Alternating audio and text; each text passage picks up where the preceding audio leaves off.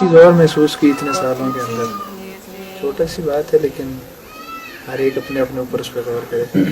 ہر ساتھی کی جو یہاں پہ آیا اس کی کوئی نہ کوئی اس کے اندر ایک دو برائیاں، کوئی ایک دو گناہ اس کے ایسے ہوں گے جو وہ نہیں چھوڑ پا رہا ہوتا. کوئی ایک کمزوری اس کی ایسی ہوگی جس سے کو وہ نہیں درست کر رہا. کمزوری سے مراد یا وہ گناہ ہوگا یا کوئی نیکی ایسی جو اس کو کرنی چاہیے وہ نہیں کر پا رہا. بالعموم کوئی نہ کوئی گناہ ایسا ہوتا ہے کہ جو انسان نہیں ترک کر پا رہا ہوتا. کسی کی زبان تیز ہوتی ہے، کسی کے اخلاق برے ہوتے ہیں، کوئی نمازوں میں ڈھیلا ہوتا ہے، کوئی تلاوت میں کا اہتمام نہیں کرتا ہے. ہر ایک کے مختلف گناہ ہیں اور وہ گناہ نفس کے ساتھ چمٹے ہوئے ہوتے ہیں اور ایسے چمٹے ہوئے ہوتے ہیں کہ ان کو دور کرنے میں بڑی اذیت ہوتی ہے، نہیں جان چھوٹتی، عادتیں بن چکی ہوتی ہیں.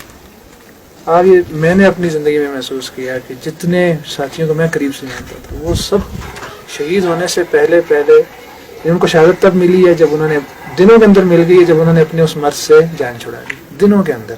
بلکہ بعض اوقات میں یوں لگا کہ شاید پچھلے دن اس نے جان چھڑائی اور اگلے دن وہ شہید ہو گیا. تو وہ اور خوبیوں کا مرکہ ہوگا لیکن کوئی ایک چیز ایسی ہے جو پھنسی ہوئی ہے اس کی. تو یعنی بعض چیزیں ایسی ہیں کہ میرے بس میں ہوتا تو میں مثالیں بھی دیتا کہ فلاں بھائی کا یہ مسئلہ تھا اور جس دن اس نے وہ مسئلہ حل کیا دوسرے دن وہ اللہ کے پاس پہنچ گیا. تو بطور ذمہ دار ہوتا موقع مل رہا ہوتا ہے ساتھیوں سے ان مسائل پہ نگاہ رکھنے کا، تو اپنے مسائل سے بندہ خیر اس میں غافل ہو جاتا ہے. تو ایک بھائی کو دیکھا کہ ان کا یعنی سالوں میں ان کے ساتھ ایک ہی مسئلہ میرا رہا کہ تواضع اختیار کر لو. وہ جس دن اس بندے نے دل سے اختیار کی میرے خیال میں 4-5 دن کے اندر وہ اللہ کے پاس چلا گیا.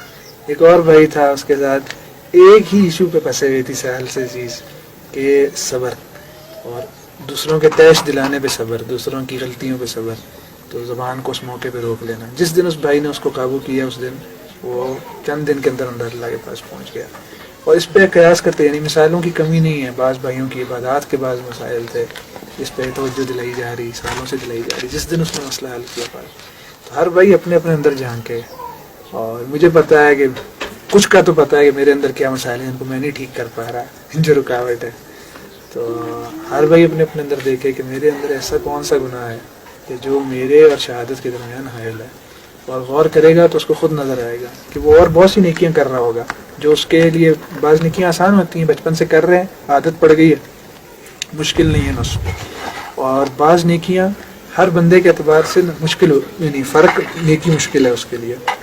کسی کے لیے تہجد مشکل ہے، کسی کے لیے عبادات بہت آسان ہے لیکن اس کے لیے اپنی زبان کو قابو کرنا مشکل ہے. کسی کے لیے زبان کو قابو کرنا آسان ہے، غصے کو قابو کرنا مشکل ہے. کسی کے لیے کچھ اور چیز مشکل ہے، کسی کے لیے گھر والوں سے دور رہنا مشکل ہے، کسی کے لیے ہر ایک کے اپنے اپنے آزمائشیں ہیں. تو جس دن آپ نے اس سے جان چھڑا لی شاید دنوں کی بات اللہ تعالیٰ اس پاکیزہ چیز کو قبول کر لیتے ہیں. اس پہ ضرور ہر بھائی غور کرے. سفر بہت سیدھا سادہ سا ہے، ہمیں نظر بھی آ رہا ہوتا ہے کہ ہمارے مسائل کیا ہیں، ہم حل نہیں کرتے اور سفر لمبا ہوتا جاتا ہے. ان کے حل کرنا مانگتا ہے محنت، مانگتا ہے مشق و جذبہ. কবুল করে নাও দয়াময়, তোমার পথে আমার দেহ যেন বিলীন হয়.